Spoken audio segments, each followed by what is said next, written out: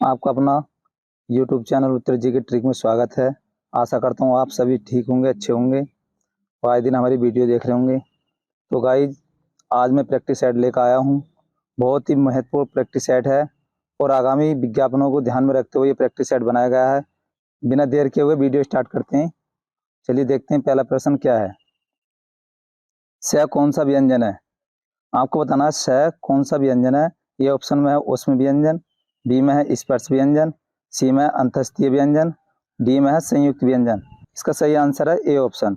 कौन सा भैया? A option. चलिए अगला प्रश्न देखते हैं। इनमें से किस शब्द में बड़ संबंधी अशुद्धि है? यानी इनमें से किस शब्द में बड़ संबंधी अशुद्धि है? तो ए ऑप्शन में अनुकूल, बी में है स्थान, सी में है अनधिकार और डी में है अमरूद। तो इसका सही आंसर होगा हमारा, चलिए देखते हैं इसका सही आंसर होगा ए ऑप्शन। कौन सा? A option. चलिए अगला प्रश्न देखते हैं। इनमें से किस शब्द में लिंग प्रत्यय संबंधी अशुद्धियां हैं? यानी लिंग प्रत्यय संबंधी अशुद्धियां हैं। आपको बताना है ए ऑप्शन में है नारी, बी में है गोपी, सी में है गायिका, डी में है अनाथा। तो इसका सही आंसर होगा हमारा ए ऑप्शन। कौन सा होगा? A option. चलिए अगला प्रश्न देखते हैं। इनमें से किस शब्द में हलंत संबंधी अशुद्धियां नहीं है? आपको बताना है जो हलंत संबंधी अशुद्धियां हैं वो बताना है, नहीं है। ए ऑप्शन है श्रीमान, बी है सत्यचित, सी है बुद्धिमान, डी है भविष्यत। इसका सही आंसर होगा सी, यानी कौन सा होगा? सी ऑप्शन हमारा सही होगा। चलिए अगला प्रश्न देखते हैं। इनमें से किस शब्द में चंद्र बिंदु संबंधी अशुद्धियां हैं? आपको बताना है चंद्र बिंदु संबंधी अशुद्धियां हैं। तो ए ऑप्शन में हमारा दांत, बी में है पहुंच, सी में है चांद, डी में है अंगना। तो इसका सही आंसर होगा बी। कौन सा होगा भैया? बी ऑप्शन सही होगा। चलिए अगला प्रश्न देखते हैं। इनमें से कौन सी शब्द समूह संज्ञा है? यानी शब्द समूह संज्ञा कौन सा है देखते हैं। ए ऑप्शन में है मिठास, बी में है सोना, सी में है सभा, डी में है इनमें से कोई नहीं। तो इसका जो सही आंसर होगा वो हमारा सी ऑप्शन होगा, सभा। सभा क्या है भैया? हमारी समूहवाचक संज्ञा है। चलिए अगला प्रश्न देखते हैं।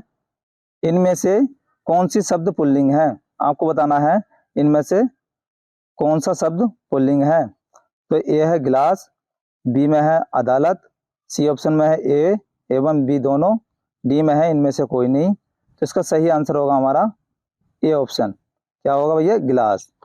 चलिए अगला प्रश्न देखते हैं। इनमें से किस वाक्य में अकर्मक क्रिया है? आपको बताना है निम्नलिखित में से किस वाक्य में अकर्मक क्रिया है। ए ऑप्शन में हमारा गेहूं पिस रहा है, बी में है बालक को जगवाता है, डी सी में है मदन गोपाल को हंसा रहा है और डी में है राम पत्र लिखता है। तो इसका सही आंसर होगा ए ऑप्शन। कौन सा होगा भैया? A option. चलिए अगला क्वेश्चन देखते हैं। उसने कहा कि मैं घर जाऊंगा वाक्य है। ए ऑप्शन है सरल वाक्य, बी है संयुक्त वाक्य, सी है प्रश्नवाचक वाक्य, डी है मिश्र वाक्य। जैसे कि दोस्तों तुमने अभी आप पीछे देखा होगा जूनियर असिस्टेंट का एग्जाम हुआ है, उसमें हिंदी का प्रश्न बहुत कठिन था और बच्चों के बहुत क्वेश्चन गलत भी गए हैं। तो हिंदी की तैयारी हमारे चैनल से कर सकते हैं। चलिए इस प्रश्न का उत्तर देखते हैं हम। इसका सही आंसर होगा हमारा मिश्र वाक्य। यानी उसने कहा कि मैं घर जाऊंगा वाक्य, यानी जो की होता है ये हमेशा मिश्र वाक्य में ही आता है। चलिए अगले प्रश्न देखते हैं। पृथ्वी का पर्यायवाची शब्द है। आपको बताना पृथ्वी का पर्यायवाची शब्द है। ए ऑप्शन में है स्वर्णमयी, बी में है रत्नगर्भा, सी में हिरण्यगर्भा, डी में है वसुमती। तो इसका जो सही आंसर होगा हमारा वो बी ऑप्शन होगा। क्या होगा? B option. चलिए अगला प्रश्न देखते हैं। भाषा शब्द संस्कृत के किस धातु से बना है? आपको बताना भाषा शब्द तो है संस्कृत के किस धातु से बना है। तो ये ऑप्शन में है भास, बी में है भाष्य, सी में है भास और डी में है भास। तो इसका सही आंसर होगा हमारा सी ऑप्शन। क्या होगा भैया? सी ऑप्शन, भास। ये भास से बना है, भास शब्द से। चलिए अगला प्रश्न देखते हैं। इनमें से कौन सी विपरीतार्थक शब्द पतझड़ का अर्थ है? यानी आपको बताना है पतझड़ का विपरीतार्थक अर्थ क्या है? तो ए ऑप्शन में है विस्तार, बी में है बसंत, सी में है शीतल, डी में है सर्दी। तो इसका सही आंसर होगा हमारा बी ऑप्शन। कौन सा होगा? B option. चलिए अगला प्रश्न देखते हैं। किस शब्द में उपसर्ग का प्रयोग हुआ है? यानी किस शब्द में उपसर्ग का प्रयोग हुआ है? ए ऑप्शन में है अपनापन, बी में है उपकार, सी में है पढ़ाई, डी में है लाभदायक।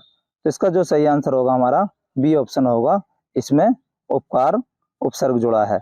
चलिए अगला प्रश्न देखते हैं। निम्न में से किस शब्द में प्रत्यय का प्रयोग हुआ है? आपको बताना है निम्न में से किस शब्द में प्रत्यय का प्रयोग हुआ है। तो ये ऑप्शन में है धनिक, बी में है पुलुक, सी में है अलख और डी में है विकल। तो इसका सही आंसर होगा हमारा ए ऑप्शन। कौन सा होगा? A option. चलिए अगला प्रश्न देखते हैं। निम्नलिखित में से किस शब्द में प्रत्यय लगा हुआ है? आपको बताना है निम्नलिखित में से किस शब्द में प्रत्यय लगा हुआ है। ए ऑप्शन में है नगर, बी में है जादूगर, सी में है सागर और डी में है इनमें से कोई नहीं। तो इसका सही आंसर होगा हमारा बी। इसमें मूल शब्द क्या होगा हमारा?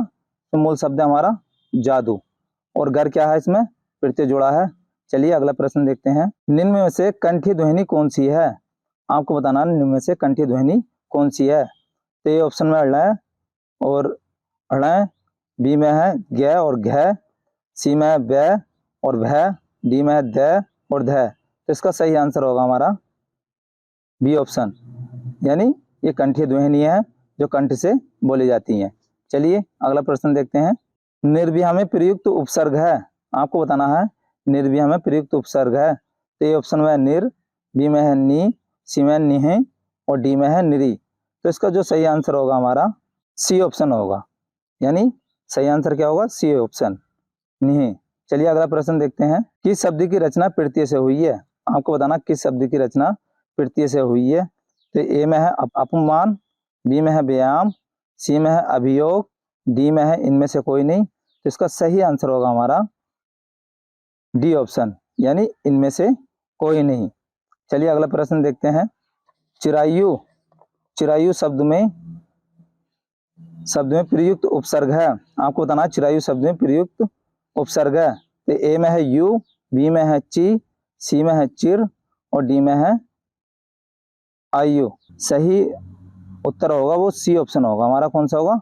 सी, यानी जो प्रयुक्त उपसर्ग जुड़ा हुआ है चिर क्या है और इसमें मूल शब्द क्या है हमारा? आयु। इसमें मूल शब्द हमारा आयु है। चलिए अगला प्रश्न देखते हैं। इनमें से कौन सा शब्द समूहवाचक प्रत्यय नहीं है? आपको बताना है इनमें से कौन सा शब्द समूहवाचक प्रत्यय नहीं है। ए ऑप्शन में वर्ग, बी में है लोग, सी में है गण और डी में है प्रेस। तो इसका सही आंसर होगा हमारा प्रेस। कौन सा होगा भैया? प्रेस।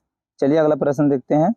पवित्र में प्रयुक्त संधि का नाम क्या है? आपको बताना पवित्र में प्रयुक्त संधि का नाम है। ए ऑप्शन में वृद्धि संधि, बी में है आयादी संधि, सी में है गुण संधि, डी में है इनमें से कोई नहीं। तो इसका सही आंसर होगा हमारा आयादी संधि। इसका सही आंसर होगा हमारा आयादी संधि। चलिए अगला प्रश्न देखते हैं। निम्नलिखित में तत्सम शब्द का चयन कीजिए। निम्नलिखित में तत्सम शब्द का चयन कीजिए। ए ऑप्शन में है उद्गम, बी ऑप्शन में है खेत, सी में है कोट और डी में है अजीब। तो इसका सही आंसर होगा हमारा उद्गम। उद्गम क्या भैया? हमारा तत्सम शब्द है।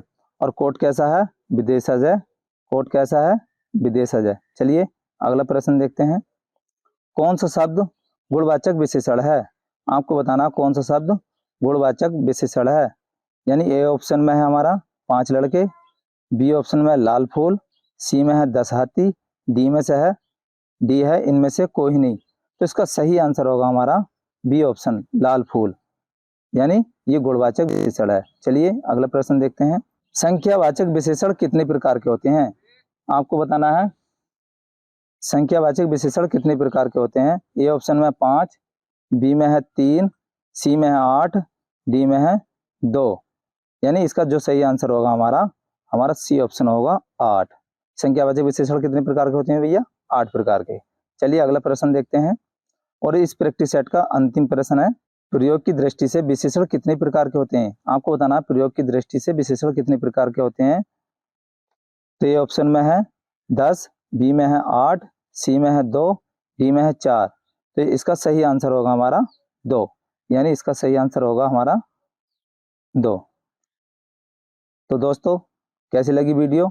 अगर वीडियो अच्छी लगी हो तो चैनल को सब्सक्राइब कर देना, वीडियो को लाइक कर देना और अपने दोस्तों में शेयर कर देना। वीडियो देखने के लिए धन्यवाद।